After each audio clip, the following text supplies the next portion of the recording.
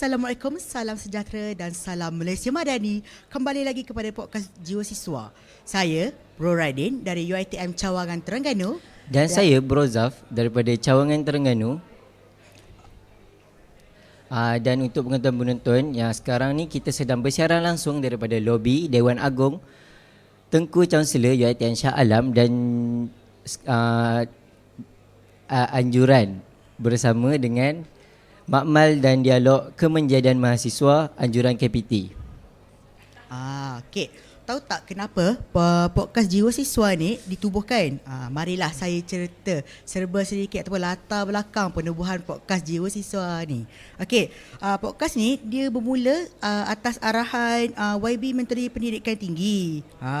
Katanya lah kepimpinan mahasiswa ni perlu ada kemahiran komunikasi, dan daripada situlah terwujudnya ataupun terciptalah podcast Jiwa Siswa.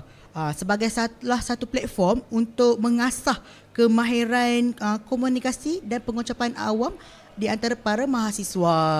Ya, betul tu Bro Radin. Dan kalau penonton nak tahu juga, podcast Jiwa Siswa ini dibawakan khas oleh Majlis Debat Universiti Malaysia atau dikenali sebagai MADUM dan diperkasa oleh Yayasan Perkasa Siswa iaitu dikenali sebagai YPS. Okey, tahu tak untuk episod kali ni kita akan membawa lah satu topik yang sangat dekat dengan kehidupan mahasiswa pada sekarang ni, iaitu topiknya ialah lonjakan 4 RPTM, kemampanan kewangan. Okey, jadi mungkin topik ini nampak berat, tapi macam yang saudara Bro Radin katakan, yang topik ni dekat je dengan kita dan sebenarnya topik ni dia berkaitan dengan suara kebajikan pelajar sendiri. Okey. Takkanlah pada hari ini topik yang sangat dekat dengan mahasiswa ni, takkanlah kita nak bincang berdua saja kan. Mestilah kita jemput salah seorang panel dari Majlis Perundingan Pelajar Kebangsaan. Boleh tak saudara cerita serba sedikit ataupun ceritalah latar belakang saudara? Perkenal diri. Okey, boleh. Bismillahirrahmanirrahim. Assalamualaikum, Tachau, Waalaikum dan Kopi Sanangan buat semua. Saya Aiman Izzat bin Syamsuddin, merupakan Presiden Kesatuan Mahasiswa Universiti Malaya dan juga Eksekutif Pemerkasaan Mahasiswa dan Literasi Mahasiswa bagi MPPK sesi kali ini. Terima kasih saudara kerana sudilah meluangkan masa bersama kami untuk podcast pada hari ini. Sama-sama. Terima kasih juga sebab jemput saya pada hari ini. Okey, jadi tanpa membuang masa, sebelum kita mendalami topik kita pada hari ini, apa kata Bro Radin cerita sikit dekat penonton yang mungkin terpinga-pinga apa itu kemampanan kewangan? Okey, saya ceritalah secara senang orang nak faham. Kemampanan kewangan ni bermaksud universiti mempunyai sumber kewangan yang stabil untuk menyediakan pendidikan berkualiti dalam jangka masa yang panjang. Itu secara ringkasnya lah kemampanan kewangan ni. Ya, betul lah. Kalau kata kemampanan kewangan ni bukan saja kira soal duit universiti, tapi juga macam mana satu universiti itu dapat mengekalkan kualiti pendidikan walaupun ekonomi yang berubah. Okey, sebab itulah RPTM ni juga dia menekankan supaya universiti ni tidak terlalu bergantung kepada salah satu sumber.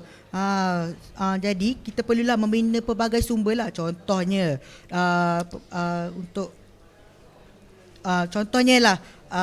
daripada kerjasama industri, endowment, wakaf dan juga model pembiayaan baru.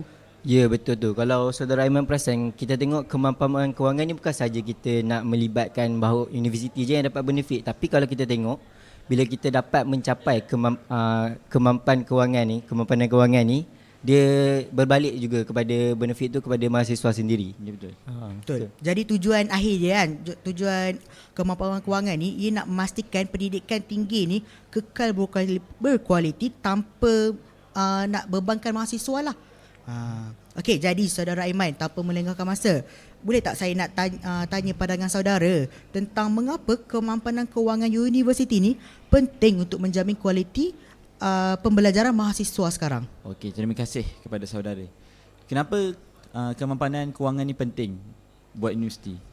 Bila kita lihat sebuah universiti tu kita run atau mempunyai satu kewangan yang kukuh, ia menjamin kepada pembelajaran. Dan suka saya sebutkan jika kewangan sebuah universiti tidak, orang cakap tidak mampan, ini sebenarnya dalam memperjudikan pembelajaran di sebuah institusi pembelajaran tersebut. Bila kita lihat apabila universiti mempunyai satu kewangan yang kukuh, macam cakap tadi, saya suka bila saya cakap kita bukan hanya mengharap pada satu sumber. Betul. Dan kalau kita tengok pun di era sekarang ada hasrat daripada KPT juga untuk kita menswastakan. Kalau di Universiti Malaya sendiri, kita dalam dasar menswastakan universiti. Menswastakan pun maksudnya kita bukannya buang KPT tersebut, tapi kita bukan mengharap pada satu sumber. Betul. Contoh Universiti Malaya ke arah untuk menswastakan universiti. Kalau kita tengok the impact apa yang kita dapat daripada hasil tersebut, mungkin grant yang diterima daripada KPT memberikan kepada Universiti Malaya berkurang. Tapi apa yang kita dapat, Universiti Malaya membuka satu peluang baru kepada industri, kepada JLC untuk masuk, untuk menaja ataupun untuk membuatkan. Contoh, kalau saya bercontoh juga dekat UUM, kita boleh tengok ada INASIS, iaitu kolej kediaman lah kalau kita boleh kira di UUM. Saya suka tengok ada INASIS TNB, Malaysia Airlines.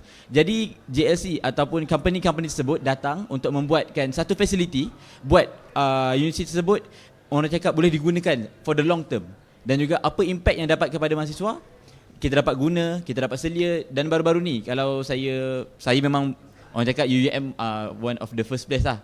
Di antaranya bekas presiden UUM sendiri. Saya pun saudara Ahmad Zain. Saya sangat rapat, orang cakap kita berborak sekali bila kita nampak contoh adanya INASIS seperti Malaysia Airlines, dan baru-baru ni INASIS daripada Pro2 mereka menghadiahkan kereta kepada kolej kediaman tersebut. Wow. Jadi nak cakap bagaimana jikanya boleh bergabung iaitu institusi pengajian tinggi dan juga industri-industri ataupun orang cakap syarikat-syarikat besar yang ada di Malaysia ini, orang cakap kita dapat membuat satu ekosistem yang ke arah kemampanan kewangan itu sendiri di Universiti Awam. Wah, okey, saya nak tanya, adakah KPT ni menjadikan salah satu platform untuk kita menghubungi ataupun untuk kontak lah syarikat-syarikat ataupun industri tersebut, ataupun kita kena daripada usaha kita sendiri? Rasanya macam mana? Okey. Saya suka ambil from the top to the bottom. Maksudnya dari atas ke bawah. Kalau kita tengok tadi daripada pihak universiti sendiri, apa yang mereka lakukan, orang cakap pergi pitching, kita mendapatkan kepercayaan daripada syarikat-syarikat besar untuk menaja ataupun untuk memberikan sumbangan kepada universiti. Dan daripada pihak perwakilan pelajar sendiri, kalau di KMUM, kita kalau ikutkan saya boleh cakap kita memang banyak for apa yang saya boleh cakap, kalau dari perwakilan pelajar di KMUM sendiri, hampir setiap minggu kita ada pitching bersama dengan company-company. Antaranya kita dah buat dengan Foodpanda, 47 Alpha Film, kita ada dengan e-bike. Jadi apa yang kita buat tu sebenarnya untuk mahasiswa. Maksudnya kita membawa, sebab kita orang cakap kita dah ada nama. Kita bukan dah orang cakap dia tidaklah menjual nama universiti, tapi orang cakap membawa nama universiti tu ke satu tempat yang lebih tinggi. Sebagai orang cakap, this is the medium for you to serve for the country, for serve the mahasiswa, untuk kita bawa. Jadi daripada mahasiswa sendiri, macam tadi kita dah tengok inisiatif universiti, dan daripada inisiatif KMU juga selaku perwakilan pelajar, apa yang kita nak buat. Dan juga boleh saya yakin dan pasti universiti-universiti lain juga buat perkara tersebut untuk kita pitching, orang cakap dapatkan sponsor daripada luar untuk menaja untuk program pelajar sendiri, from the student to the student. Okay, menarik. Tapi kan, contohlah universiti tu kan tak terlalu famous. Rasa-rasanya pihak industri ni berminat tak untuk melabur kepada universiti tersebut? Okay, for me, dia kalau kita ceritalah tentang famous ke tak famous, for me every single university have their own niche. Dia ada satu. Contoh, saya boleh cakap universiti UUM, universiti orang cakap major in pengurusan. Kita ada banyak universiti berfokus, universiti penyelidikan. Jadi bila kita orang cakap kita tahu how to tackle, dia sebenarnya once you ni dalam business punya filosofi, when you have the product, how you sell. Dia bukan macam mana kita pandang produk tu sendiri, tapi dari orang cakap seni berniaga ataupun seni bernegosiasi bersama dengan company. Contoh, we have the stakeholder, kita ada mahasiswa. Contoh, kalau kita nak bawa Grab food, kita ada mahasiswa yang menggunakan Grab setiap hari. Jadi mungkin Grab boleh datang untuk sponsor in kind daripada contoh bagi voucher 50% ataupun buy one free one atau free delivery. Apa yang dia boleh bagi, and kita pun boleh bagi. Kita keluarkan statistik apa yang kita tunjuk. Bukan orang cakap, bukan hanya sekadar orang cakap universiti, nama universiti semata-mata. Kalau nak cakap UM of course of the top of the university. Tapi nak cakap in term of the amount, kita hanya ada 22,000 pelajar. Kalau nak cakap daripada UiTM sendiri, kita boleh cakap memang ramai. Kalau MPP sahaja dah beratus lebih. Jadi nak cakap pelajar yang kita boleh, orang cakap kita boleh tunjukkan ataupun kita boleh tawarkan kepada pihak-pihak penaja untuk kita pastikan kemampanan kewangan universiti daripada peringkat universiti sehinggalah ke peringkat pemimpin pelajar, itu ampuh untuk kita serve to the student. Wow. Mantap je punya jawapan. Ya, betul. Sebab kalau kita tengok pun, kalau kita nampak lah dari aspek lain tadi, bila kita memfokuskan kemampanan kewangan ni, secara tidak langsung kita dapat memupuk juga iaitu pelajar yang holistik, di mana diorang ni bila kata nak cari sponsor tadi, bukan kita nak hanya bersandarkan kepada nama universiti.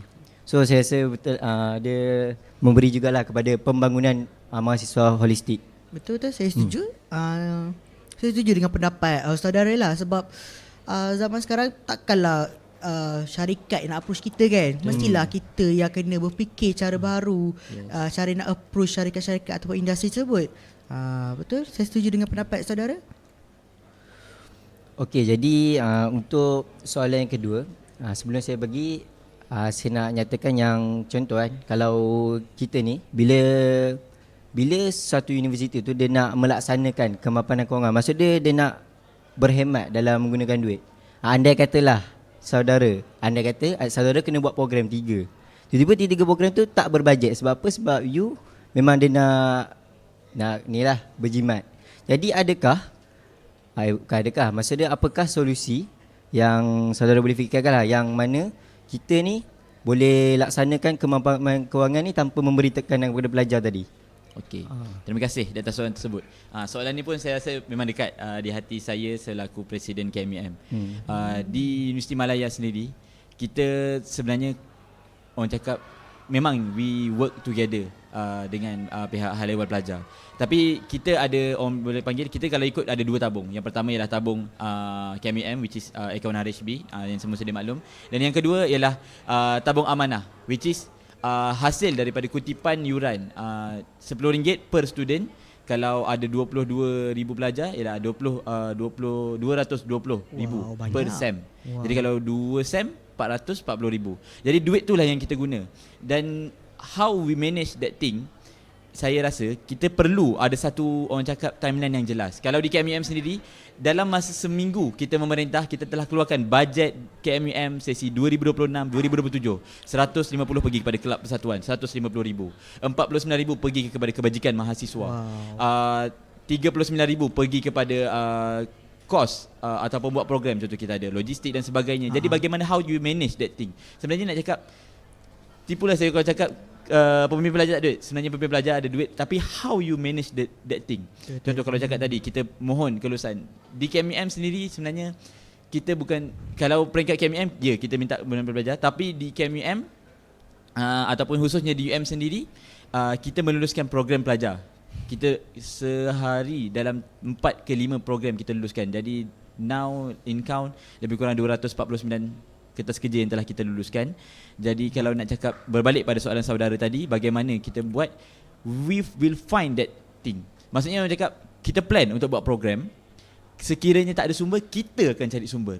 Kalau duit tu tak ada, kita pergi approach sponsor and cari how. Contoh, kita nak buat program keagamaan, we have banyak company-company Islamik ataupun kita ada persatuan-persatuan, masjid.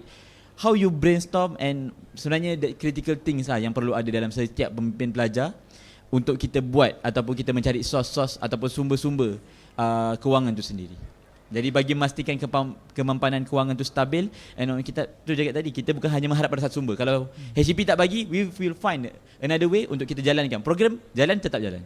Program jalan. Yelah, saya rasa betul lah. Sebab kalau kata kita nak mengharapkan universiti kan, nanti susahlah diorang kan. Sebab nanti andai kata tiba-tiba universiti naikkan yuran, kita sendiri pun marah. Jadi sebagai pelajar, kalau kita yang sendiri cari sponsor tu, saya rasa universiti tu akan sukalah. Betul. Contoh saya nak tanya kan, pernah tak bila approach sponsor tu kena reject? Itu soalan yang paling ditunggu-tunggu. Itulah orang cakap, rejection is one of step to you feel the success. Kegagalan tu satu perkara yang mematangkan untuk menambah you ke arah yang lebih berjaya. Itu perkara I bercakap daripada 10 sponsor yang minta, satu nak terima pun belum tentu. Wah. Jadi kita approach tu memang kena banyak. Kita hantar email, sponsorship dan sebagainya. Jadi saya suka pada saudara tadi ada sebut pasal kenaikan yuran. Jika saya boleh masuk sedikit berkaitan dengan kenaikan yuran.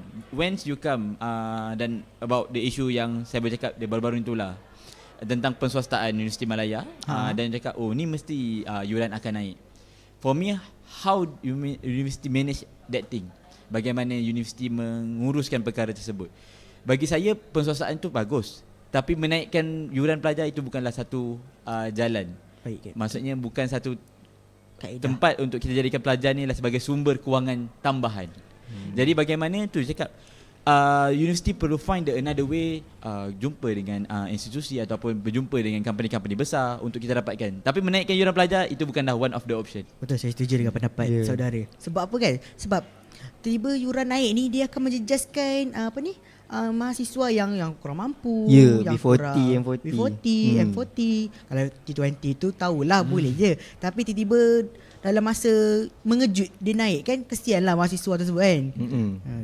Sebab kita pun as student pun macam kita pun kalau boleh nak berjimat, tiba-tiba kos sara pula meningkat kan, nak kena bayar. Kita pun akan emosi akan terjejas lah. Tekanan tu akan pressure ada. Sebenarnya kalau kita tengok pada device pelajar-pelajar contoh, ada orang cakap pelajar sekarang, pelajar Gen Z pakai iPad, iPhone. Sebenarnya hakikat you see in the bank account only have one numbers. Betul. Ya, betul lah tu. Saya setuju. Kalau boleh setiap hari makan yang gepuk tapi duit tak ada pun. Okay, sebab tadi kan sentuh macam kewangan kan naik punya apa ni orang panggil? Kenaikan sara hidup. Bukan, apa tu? Charge bukan? Yuran. Yuran tadi kan. Sebab kalau yuran naik, kualiti pembelajaran mestilah akan turun. Sebab tu kena dengan soalan pertama tadi kan. Okey.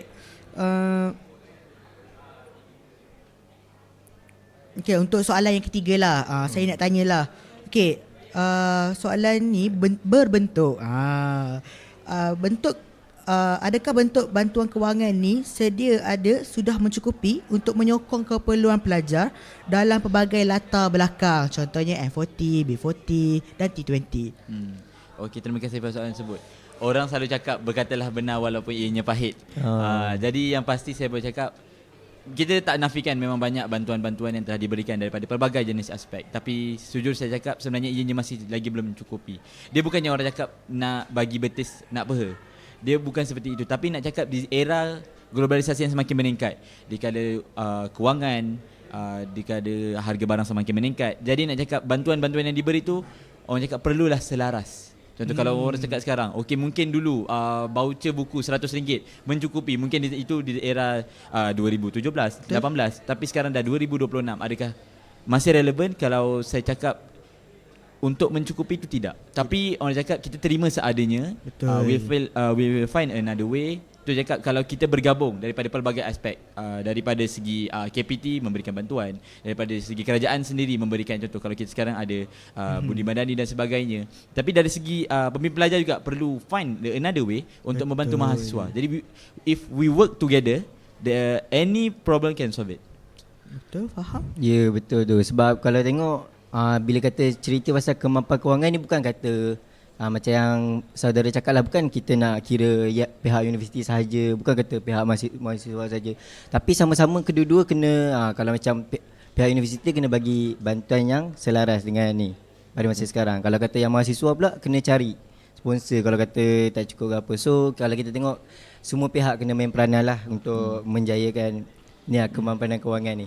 Kita aplikasikan. Contohlah daripada wakil pelajar sendiri, contoh macam mana kita orang nak membantu segi keuangan kepada mahasiswa ni. Okay, apa one of the tip I can tell to you guys, which is ni one of our experience, untuk kita pergi pitching ataupun pergi mencari, contoh one of the thing kita ada Yayasan Perkasa Siswa untuk kita orang cakap rangka the program yang menjurus ke arah kebajikan mahasiswa. Ada juga pelbagai, di antaranya di sini pun kalau kita dapat one of the saudara saya, eksekutif kebajikan MPPK, saudara Haikal Hamidi, ada bersama dengan kita di sini, dan cakap one of the cara kita perlu memperkasakan kebajikan mahasiswa. Antara kita ada Yayasan Perkasa Siswa, kita juga boleh pergi kepada RHB. Sebenarnya jalan-jalan untuk kita membantu mahasiswa ni banyak. Jalan-jalan untuk membantu mahasiswa ni banyak. Tapi untuk kita mencari tu perlulah contoh kalau contoh kita nak buat program keagamaan. Macam saya cakap tadi, mungkin kita boleh pergi kepada masjid, institusi berasaskan keagamaan. Kalau kita nak buat tentang mahasiswa, contoh about the makanan, maybe kita boleh approach GrabFood, Foodpanda, mungkin bantuan baju raya, Elra, Bulan Bintang. One of the, dan macam saya cakap tadi, one of the tip we show to them apa yang kita boleh provide kepada. Oh, kita ada sekian-sekian amount. Kita ada sekian-sekian amount pelajar yang kita boleh tawarkan untuk dia orang bagi, serve to the society and serve to the country. And tertarik juga pada saya cakap tadi, sebenarnya mungkin kalau kita tengok menjurus kepada bantuan tadi, mungkin soalan yang saya boleh petik kembali soalan tadi about bantuan berkenaan yang B40, M40 dan T20. Bagi saya tak pastilah adakah kalian bersetuju atau tak dengan saya. Di antara orang mungkin kita tak nafikan B40 mungkin terkesan, tapi bagi saya M40 juga turut terkesan. Kadang kalau kita tengok bantuan PTPTN berdasarkan dengan tangga gaji ibu bapa mereka. Contoh mereka bergaji dengan RM4,000 ke RM8,000, mereka tergolong dalam M40. Tapi adik-beradik mereka ada 10. How you think that masalah tu boleh diselesaikan? Maksudnya adakah bantuan tu cukup? Adakah bantuan PTPTN tu cukup? Maksudnya mungkin mereka dalam keluarga yang senang, tapi berdasarkan adik-beradik dan jumlah bilangan kapasiti keluarga mereka, mereka sebenarnya tergolong dalam kalangan B40 kalau saya boleh cakap. Tapi akibat tangga gaji, sebenarnya yang terkesan lah B40 dan T20. Kita tak boleh nafikan B40 dan juga M40. Kita tak boleh nafikan perkara tersebut. Maksudnya kalau nak bagi bantuan tu kita kena tengok luar latar belakang orang. Macam tu. Final checking tu perlu banyak proses. Zaman sekarang ni pun M40 pun selalu orang kata terhimpit lah, sebab dia nak mohon bantuan hanya untuk B40. Kalau untuk dia pun dikatakan berkemampuan. Sebab itulah M40 ni pun perlu dilihat secara menyeluruh. Okey, mungkinlah kita boleh lihat bantuan ni dia nak sasarkan memastikan pelajar ni tiada tercicil lah kan, daripada segi kewangan. Betul tak? Ya, saya rasa betul lah. Jadi saya rasa hari ni kita dapat berkongsi idea dan juga maklumat. Dan terima kasih atas maklumat yang diberikan. Saya rasa dah cukup padat dah. Okay. Ada apa bagi Radin? Bagi saya tidaklah. Sebab apa? Sebab masa pun telah mencerubui kita lah. Okey, lonjakan 4 iaitu lonjakan kemampanan kewangan sebenarnya ni bertujuan untuk memastikan sistem pendidikan tinggi ni kekal, kukuh, berkualiti dan boleh diakses oleh semua mahasiswa. Okey, terima kasih jugalah kepada saudara Aiman atas perkongsian serba sedikit tentang lonjakan 4 ni, kemampanan kewangan. Banyak kita dapat. Serba sedikit pula. Banyak. Banyak input kita dapat pada hari ini. Okey, saya juga ingin mengucapkan terima kasih kepada semua penonton podcast Jiwa Siswa dari lobi Dewan Agong Tuanku Chancellor di UiTM Shah Alam, sempena makmal dan dialog kemenjadian mahasiswa KPT. Jumpa lagi. Bye. Peace yo. Jiwa Siswa.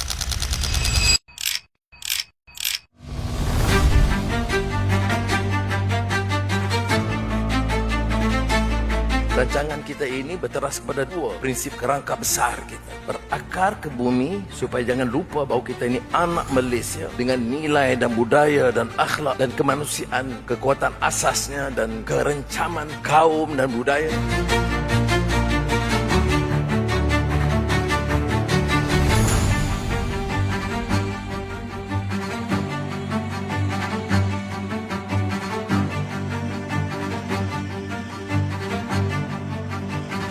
Tidak ada makna kita luncurkan dengan hebat begitu ramai, bagi sambutan begitu baik. Dan saya dengar tadi taklimat demi taklimat luar biasa. Ini memang kelas pertama peringkat antarabangsa. Tapi ingat, cabarannya itu pada pelaksanaannya.